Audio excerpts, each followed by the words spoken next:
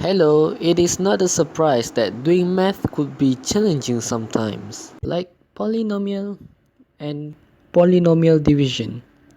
But through learning them, we could achieve a lot as it revolves around us. From designing a roller coaster rail to calculating the path of satellites, polynomial division are everywhere. Even the software engineer treat them as it is part of their apps or games. In 1759, Edmund Halley predicted a return of a comet, the comet later named as Halley's Comet. This sort of calculation requires good knowledge of polynomial division. So, let's do a simple polynomial question. 4x cubed minus 2x squared plus 0x, because there is no term for x, and minus 3. And then we add the divisor, 2x squared plus 0x, because again there is no term for x, and minus 1. We fill the places for missing exponent in polynomial. We have to make the polynomial look like a perfect polynomial series, in which the exponents are in proper descending order. We'll multiply 2x with 2x squared, and then multiply the 2x with the rest of the divisor. So it will become 4x cubed plus 0x squared minus 2x.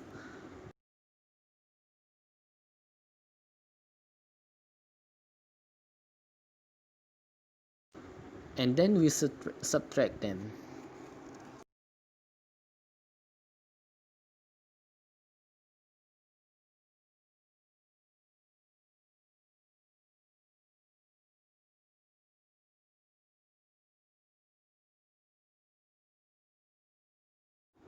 The equation is not yet finished because the remainder has to be lower than the divisor. So we'll multiply the divisor with negative 1. So it will become negative 2x squared negative 0x and positive 1. We subtract them, and then they will become 2x minus 4.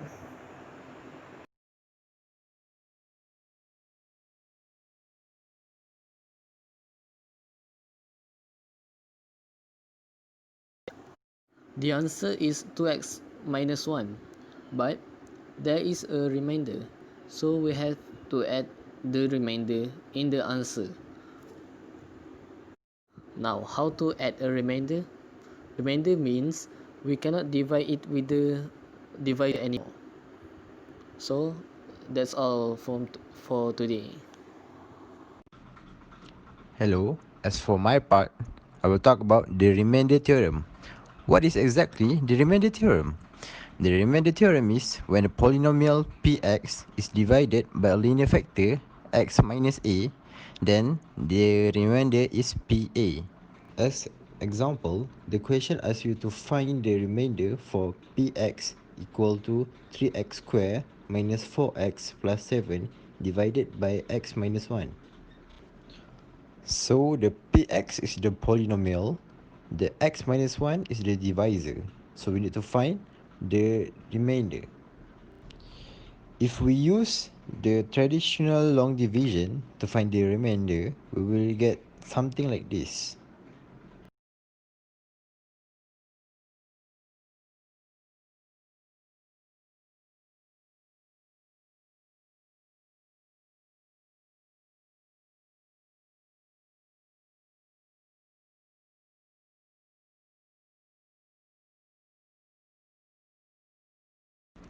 Six is the remainder because it cannot be divided anymore. To prove that this theorem is true, which is f1 and the remainder is 6.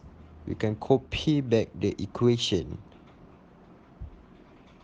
X is equal to 1, so we will change all the x's with 1, and the final answer we will get 6, which is the same if we use the long division. Seems like the remainder theorem work. Imagine that someone asks you, what is the remainder of 3x squared minus 4x plus 7 divided by x minus 1? But they only care about the remainder. They didn't even care about the actual quotient. So, by using this method, this theorem, it is save more time. Today, I'm gonna share my knowledge about polynomial in zeros with you guys. So, here the question. Let's read it together. Find the value of p for which x squared plus p minus 2x plus p squared minus 35 is exactly divisible by x minus 2 but not divisible by x plus 5. So, first we let fx equal to x squared plus p minus 2x plus p squared minus 35. If fx exactly divisible by x minus 2,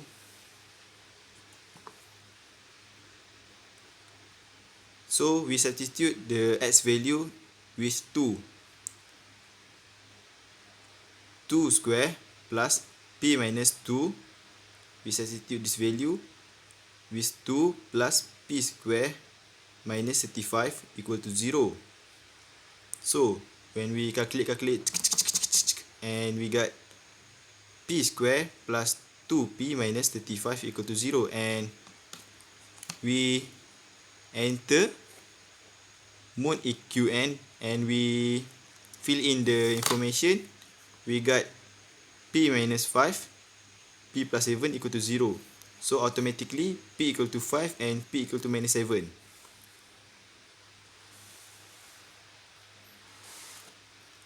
So if p equal to minus 7, fx x square minus 9x plus 14, we got this equation with,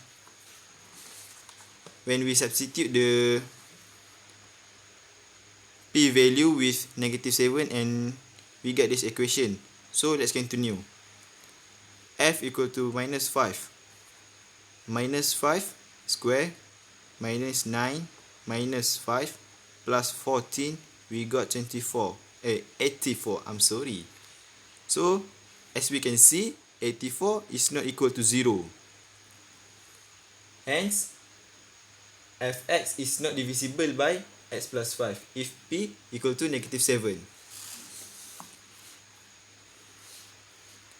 If p equal to 5, fx x squared plus 3x minus 10. We got this equation when we substitute the p value with 5 and we got this. So f minus 5 equal to negative 5 square plus 3 times negative 5 minus 10. We got 0. So we got 0, and hence fx is exactly divisible by x plus 5 if p equal to 5. So therefore the value of p which satisfies the conditions given is p equal to minus 7. See the daily life applications of partial fractions, again 6.2. So when the rocket falls apart in the Earth's atmosphere, the gravitational velocity is equated with gv equivalent to 9x over t minus 1 bracketed with t minus 3 squared. Therefore, the question is asking what's the gravitational velocity felt by both the rocket and the satellite in the cabin in the given time of t of 1 second and 3 seconds in the atmosphere. So same way of doing it is 9t over t minus 1 t minus 3 squared equate with a over t minus 1 plus b over t minus 3 squared.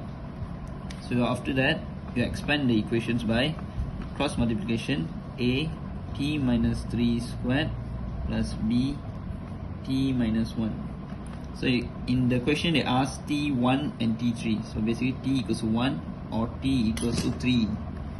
So we go for 1 first. So 9 1 second equals to a 1 second minus 3 squared plus b t1 again 1 minus 1. So 9 equals to a negative 2 squared plus b 0. So 9 equals to a 4. Negative 2 squared is 4 plus 0, it's not needed. So 9 equals to 4a, and a equals to 9 over 4. For a equals to 3 over 2. Simplified. So for another side, t equals to 3, we do the same thing again. We start from this area. 9, 3 equals to a, 3 minus 3 squared plus b, 3 minus 1. 27 equals to a, 3 minus 3 squared 0 plus b 2. So 27 equals to 0 plus 2b. b equal to 27 over 2. Therefore, according to the question, what is the gravitational velocity felt by the rocket and the satellite? You break it into 2.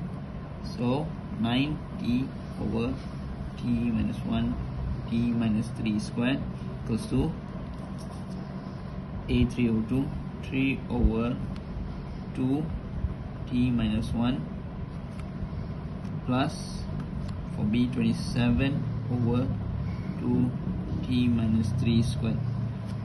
So this is the final answer, but you don't know which one is the satellite and which one is the rocket velocity, so this is the answer.